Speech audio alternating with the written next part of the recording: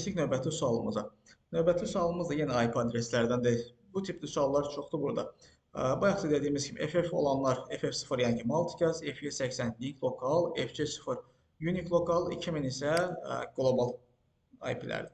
Okay, keçdik bir başqasına. Deməli, burada da unique lokal və multicast IP-lər haqqında məlumatdır. Okay. Deməli, unique lokalı biz private IP kimi başa düşə bilərik. Hansı ki IP version 6-dan söhbət gedir, multicast-da bilirik.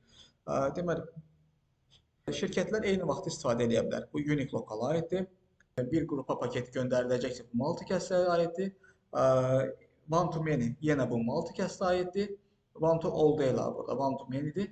Bir neçə dənə bir növ şirkət, bir neçə dənə sayt dediyimiz yer eyni vaxtda istifadə edə bilər, hansı ki konflikt olmadan. Bu da unique lokala aid olanıdır. Okay. Belə dediyimiz kimi də buradadır. Sonra növbəti sualımız yenə unique lokal və link lokal. Link lokalı biz API kimi, unique lokalı isə private IP kimi başa düşə bilərik. Bu birincisi aid olacaq unique lokal, hansı ki bir neçə şirkət eyni vaxtda həmin IP-lərdən istifadə edə bilər. Bu private IP-dir.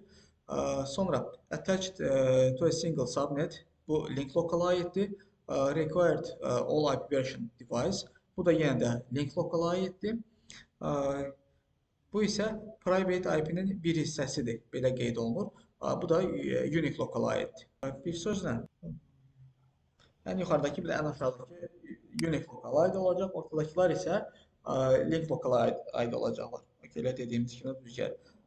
SSID xarakteristikası haqqında bir sualdır. Doğru cavabımız burada olacaq D variantı, hansı ki case sensitive tekstdən istifadə olunur. Case sensitive dediyimiz balaca və böyük hərflərə duyarlılıq olan kimi başa düşə bilərik. Doğru cavabımız D variantı. Sonra yenə IP version 4-ün IP version 4 private IP-lərin xarakteristikasına aid bir sualdır.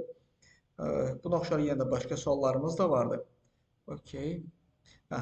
Bayaq da belə bir cavabımız vardı, hansı ki internal hostların bir-birinə əlaqə qurması üçün istifadə olunur. Doğru cavabımız B variantı.